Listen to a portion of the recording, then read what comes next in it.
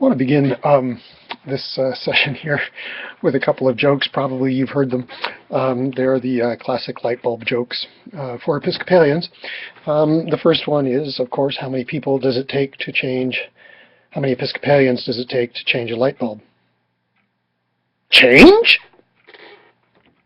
And the second one, again, how many Episcopalians does it take to change a light bulb? My grandmother gave that light bulb. We'll never change it. Okay, so, one of the classic characterizations of Episcopalians and Lutherans, sort of any of the liturgical churches, is God's frozen chosen. And I think, there are parts of our history that make that more the case than other parts, certainly.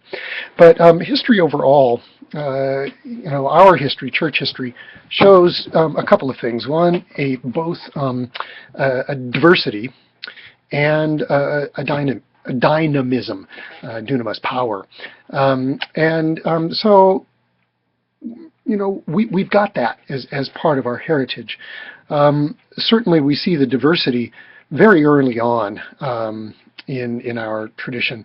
It's there in the New Testament, all sorts of stuff. We've got the Pauline churches that seem to be at odds in some respects with the Jerusalem church. How do we incorporate Gentiles?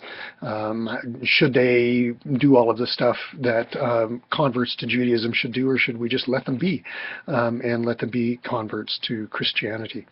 And then, of course, as time went on, we've got these major differences between the Eastern churches and the Western churches. That began to develop in the 3rd, 4th, 5th, 6th centuries.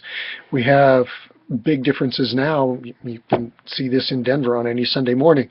You go to the Greek Orthodox Cathedral and you go to the Roman Catholic Cathedral, and you see two very, very different styles of worship.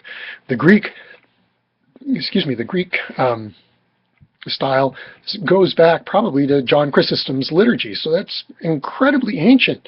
Whereas if you were to go to the Immaculate Conception Cathedral, you'd see a post-Vatican II contemporary liturgy, very, very different than a Roman liturgy from the same period as the Greek liturgy. So there is this diversity between East and West, just in terms of worship. We've seen all of these diversities develop as well, and so there's this interplay between diversity and dynamism. We've seen this also in the course of our history in terms of theology. Where does the East, just to use these big categories of East and West, where does the East place its, how does it function with its theology of, let's say, the Blessed Virgin Mary, as opposed to the West, let alone as opposed to Protestant churches? What's the role of Mary in Protestant churches? But the way that the different sides of this Mediterranean split, just to use that as a point of departure, they dealt with different theological controversies, and some of them were similar, and some of them morphed in different ways as they went out. And so a classic is the whole history of how to deal with the heresy of Arianism. Certainly that was condemned at Nicaea, but it didn't make it go underground. And the fact that it was still alive in the Western Church centuries later,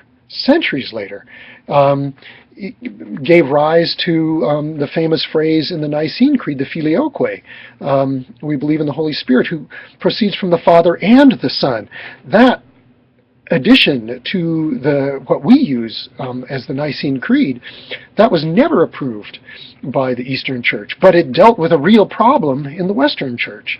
And so now we have to figure out how to deal with that when we start talking in Anglican Orthodox dialogue, because now there's this piece in the creed that the Council of Nicaea and the Council of Constantinople ratified, that we've added to our creed. And that was a big deal when the prayer book was revised, because the theology is different to say that the Holy Spirit proceeds from the Father as opposed to the Holy Spirit proceeds from the Father and the Son. So there is this diversity, but also this dynamism, the sense that the Western Church changed in ways that the Eastern Church didn't, based on its historical context. Certainly Eastern Church changed too, as it moved throughout Eastern Europe and Asia. The Russian Church doesn't do it exactly the same as the Greek Church, or the Armenian Church, or the Coptic Church. All of those Orthodox churches still very different than the Western Church. And certainly there are changes and developments, diversity and dynamism in terms of church practice. Whereas, again, keeping to the East and the West as big chunks. In the East, clergy are not expected to be celibate. In fact, they're expected to be married. And the wives of the priests have their own title. They're presbyteres, and they have their own charism of being honored as the wife of a priest. Of course, in the West, that changed. Clerical celibacy became the norm for all sorts of reasons. And now, that's a problem for the Western Church. It's a problem that, of course, the Reformers addressed and said, no, we want our clergy to be married. So as times changed, as conditions changed, the church changes as well. But it's not all in the same direction, and it hasn't been, for the most part, that it has been demanded that everything be the same in every place. So there's this interweaving, if you will, of diversity and dynamism. And we see that in our history. We'll keep talking about it in a second.